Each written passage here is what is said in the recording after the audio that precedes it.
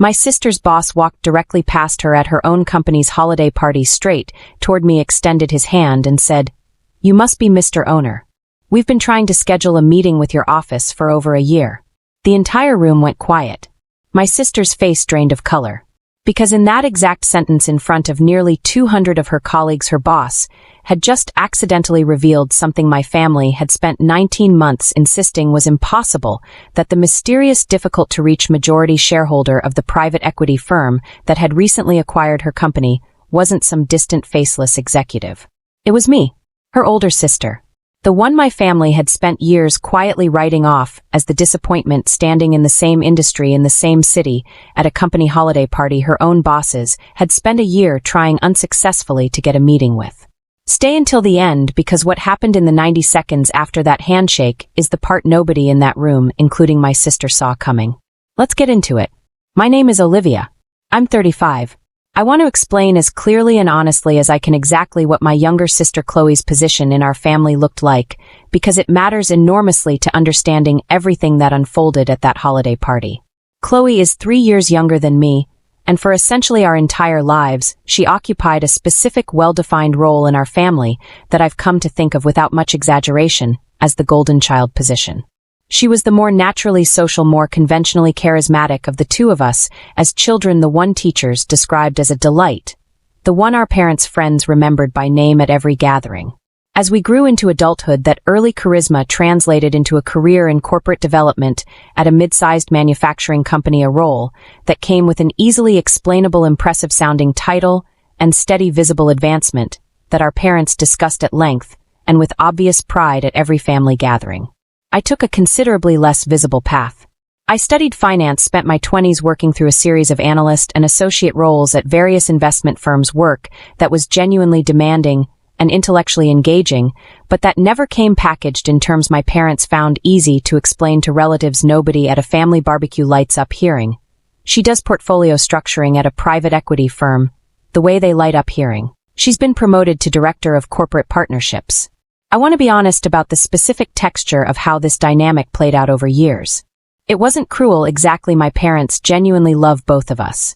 But it was persistent, cumulative, a pattern of Chloe's achievements receiving detailed celebratory attention, while mine received polite, quick acknowledgement before conversation naturally redirected back toward safer, more easily discussed territory.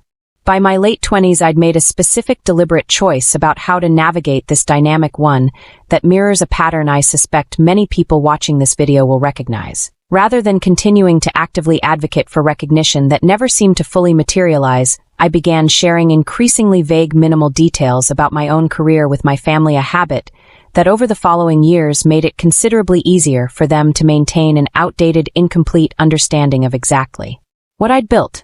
I want to walk through my actual career trajectory during these years, because the specific arc of it, largely invisible to my family, becomes directly, ironically central to everything that happens at Chloe's holiday party. I spent my mid-20s working as an analyst and then associate at a mid-sized private equity firm specializing in acquiring and restructuring undervalued mid-market manufacturing and industrial companies, genuinely technical, demanding work involving detailed financial analysis, operational restructuring strategy, and increasingly, as I gained seniority, direct negotiation with target companies' leadership teams. Around age 30, following a series of increasingly significant successful deal executions, I was recruited by a group of institutional investors to help launch a new, smaller private equity fund focused specifically on mid-market manufacturing acquisitions, an opportunity that came with genuine risk, requiring me to leave a stable senior associate position for a considerably less certain role at a fund that at the time existed largely as an ambitious plan rather than an established, proven operation. I want to describe the following 4 years honestly because they involved genuinely intense, sustained effort, building the fund's initial investor base, executing our first several acquisitions, gradually establishing a track record that eventually made us a genuinely credible, sought-after player within our specific investment niche. By the time this story reaches Chloe's holiday party, I had become managing partner of that fund, which now held among its growing portfolio of manufacturing companies majority ownership in a mid-sized industrial manufacturing firm, a company that happened to be Chloe's employer.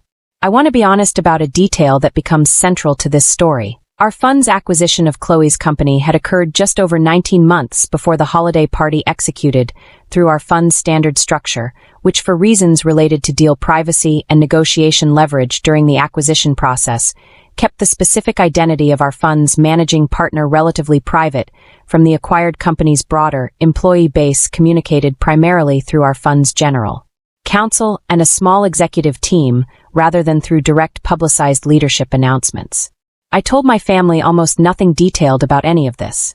When Chloe's company was acquired roughly 19 months before the party, I knew immediately, and with a specific private irony, I found genuinely difficult to sit with that my own fund was the acquiring entity. Information I deliberately consciously chose not to share with my family or with Chloe directly for reasons I want to explain honestly in the next section. I want to walk through my reasoning for staying silent about the acquisition specifically because it wasn't simply an extension of my general pattern of career privacy. It involved a more deliberate, considered decision with real professional and personal stakes. From a purely professional standpoint, our fund maintained a standard practice of keeping majority ownership relatively private during the initial post-acquisition integration period, specifically to avoid the kind of disruption that can occur when acquired company employees become preoccupied with new ownership dynamics rather than focusing on operational stability during a genuinely sensitive transition period. This wasn't a decision specific to Chloe's company. It reflected our fund's general approach across acquisitions. But I want to be honest that there was also a more personal dimension to my silence, one I've spent considerable time reflecting on since. Some part of me, if I'm being fully honest, found a strange, complicated comfort in occupying a position of genuine, significant professional power over the exact company and industry where Chloe had built her own more visibly celebrated career, a position my family had absolutely no awareness of given how thoroughly they'd already constructed their understanding of me as the less impressive, less visible sister. I want to describe a specific moment about 8 months before the holiday party that illustrates this complicated internal dynamic. Chloe mentioned at a family dinner some frustration about her company's new ownership group, described from her position within the company as a mysterious, difficult-to-reach private equity fund that seemed to operate with minimal direct communication with employees below the executive level, generating some genuine anxiety among staff about the company's future direction under new ownership.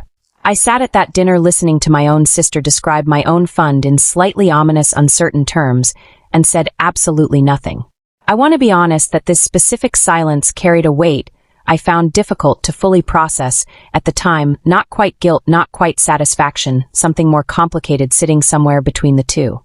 I want to walk through Chloe's actual role and trajectory at the company during this 19-month period, because her genuine hard-earned success there matters to understanding the full complexity of everything that eventually unfolded. Chloe had in fact been performing genuinely well at her company throughout this period, navigating the acquisition transition with real skill, taking on additional corporate development responsibilities. As the company's new ownership group, my fund, began implementing operational improvements that I want to be clear genuinely benefited the company's stability and growth trajectory independent of any family connection I held to the situation. I want to be honest that this created a genuinely strange dynamic during those 19 months. I was through regular fund oversight meetings and reports aware of Chloe's specific professional contributions and successes at the company, watching her genuinely earn recognition and advancement within an organization. I held majority ownership of all while she remained completely unaware that any of her family had any connection to the ownership structure she navigated daily. About 4 months before the holiday party, Chloe was promoted to Director of Corporate Partnerships at the company, a genuinely significant advancement that our family celebrated once again with the specific enthusiasm that had characterized responses to her career throughout her life. My parents hosting a small celebratory dinner, extended family calling with congratulations, the familiar pattern playing out once more, this time with an added layer of private irony I carried entirely alone. I want to walk through how I ended up attending Chloe's company holiday party because it happened through a genuinely unplanned coincidence that neither Chloe nor I could have anticipated. Our fund's general counsel, coordinating on behalf of the ownership group, had received an invitation to send a representative to the company's annual holiday celebration, a fairly standard courtesy extended to significant ownership stakeholders, typically fulfilled by a junior member of our fund's executive team, rather than by me personally, given my general preference for maintaining distance from Chloe's specific workplace. This particular year, however, our usual representative had a scheduling conflict, and given the timing coincided with a period when I happened to have some flexibility, I made the decision somewhat impulsively, and with a complicated mixture of curiosity and residual hesitation to attend myself using a version of my professional name that, while entirely accurate, wasn't one Chloe's colleagues would necessarily immediately connect to her own last name, a small, if ultimately insufficient layer of continued discretion. I want to be honest about my state of mind heading into that party. Some part of me, I think, genuinely wanted to simply observe quietly the company and environment Chloe had built her recent success within without any particular intention of the evening unfolding into the dramatic reveal it eventually became. I want to walk through the actual party in detail because the specific sequence of events leading to that handshake happened almost entirely by chance, converging in a way neither Chloe, her boss, nor I could have anticipated in advance. I arrived at the venue, a genuinely impressive downtown event space the company had rented for its annual celebration, and spent the first portion of the evening largely observing from a reasonable distance, occasionally speaking with other fund representatives and a handful of the company's senior executives I'd interacted with through prior oversight meetings, though never in a context where Chloe herself was present. I spotted Chloe across the room fairly early in the evening, genuinely radiant, clearly enjoying herself among colleagues, and I want to be honest that watching her in that context, thriving within an organization I held such significant invisible influence over, generated a complicated wave of emotion I hadn't fully anticipated. About an hour into the party, Chloe's direct boss, the company's chief operating officer, a man named Richard, who I'd interacted with several times through our fund's oversight meetings, but who had never previously met me in person, spotted me from across the room. I want to describe what happened next as precisely as I remember it. Richard, recognizing my professional name from our fund's correspondence, but apparently having never seen a photograph or been given clear context about my identity beyond initials commonly used on formal documentation, approached me directly, extended his hand with obvious enthusiasm, and said loudly enough for several nearby guests, including Chloe, who had just approached from the side unaware of who he was speaking to hear clearly, "You must be Mr. Owner. We've been trying to schedule a meeting with your office for over a year." I want to describe the several seconds that followed as precisely as I can. Chloe's face, processing the specific words, "Mr. Owner," directed at her own sister, moved through a rapid visible sequence, initial confusion at the strange phrasing followed by a dawning disbelieving recognition as she connected the dots between Richard's words, my presence at her company's party, and the mysterious difficult-to-reach ownership group she'd been navigating for the preceding 19 months. I corrected Richard, gently clarifying that I wasn't a Mr. at all, but that yes, I was in fact the managing partner.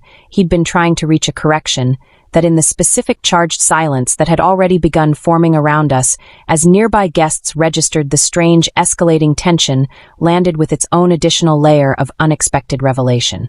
I want to describe Chloe's immediate reaction as precisely and honestly as I can because it carried a genuine complicated mixture of emotions that took considerable time in the following weeks to fully untangle between us.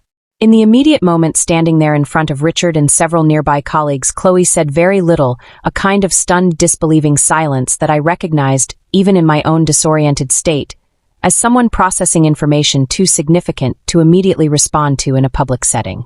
Richard, sensing correctly that something significant and personal was unfolding that extended well beyond simple professional introduction, tactfully excused himself shortly after leaving Chloe and me standing together in a corner of the party that suddenly felt considerably more private despite the surrounding crowd. Chloe's first words, once she found them, weren't angry, though anger would come later in a more processed, articulate form during subsequent conversations. Her first words were simply quietly, "How long have you known?" I told her the truth, standing right there. 19 months since the acquisition itself.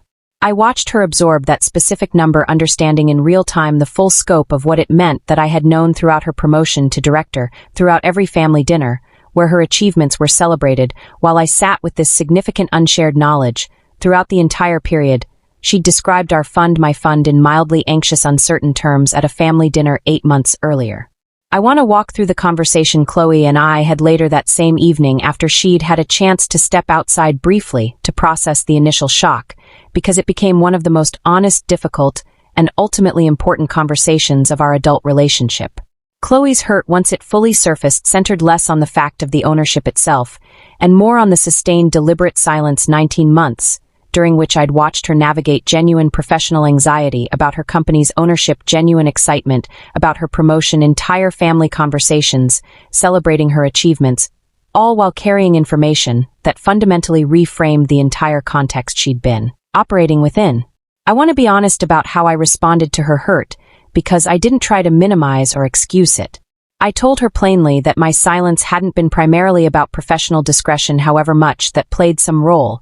It had been about a complicated, uncomfortable truth, about my own relationship to our family dynamic, a truth I'd never fully articulated, even to myself, until that exact conversation. That some part of me had found a strange private comfort in holding genuine power over the exact professional world where she'd always been positioned as the more celebrated, more visible sibling.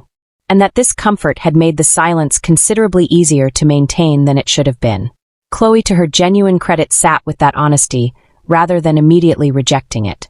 She acknowledged in turn something I hadn't fully appreciated before that conversation. That she'd always carried her own complicated awareness of the family dynamic we'd both grown up within, and that she'd never particularly enjoyed the specific position of golden child, as much as I might have assumed from the outside, describing her own pressure to consistently perform and achieve in ways that would keep generating our parents' particular brand of enthusiastic attention.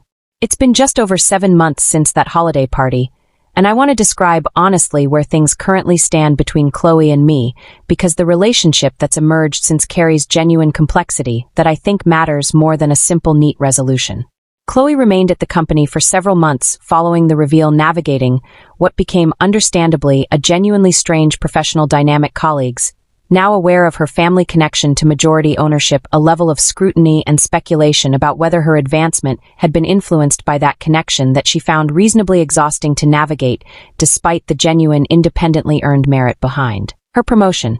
She ultimately decided about 5 months after the party to leave the company for an opportunity at a different firm, a decision I fully supported, understanding without any resentment her need to build her next chapter, somewhere entirely free from the specific complications my presence in her professional world had introduced. Our personal relationship, meanwhile, has undergone genuine, meaningful repair since that initial difficult conversation. We've had several subsequent honest discussions about the broader family dynamic we both grew up within, conversations that have revealed considerably more shared, complicated feeling about our respective family roles than either of us had ever previously acknowledged to the other. If there's one thing I hope this story leaves you with, it's this. The roles we occupy within our family's golden child disappointment, whatever specific label gets attached, often obscure a considerably more complicated reality on both sides, one that neither person fully sees clearly until circumstances force an unavoidable, sometimes uncomfortable reckoning. I don't think my 19 months of silence about the acquisition was my healthiest response to years of feeling overlooked within my family. I've done real ongoing reflection since that party about the specific complicated satisfaction I found in that private knowledge, and what it revealed about unresolved feelings I hadn't fully confronted before an accidental handshake forced them into the open. If you've ever occupied the less celebrated position in your own family, quietly building something significant that nobody around you fully sees or understands, I hope this story reminds you that the truth doesn't need to arrive as a triumphant, satisfying reveal to matter.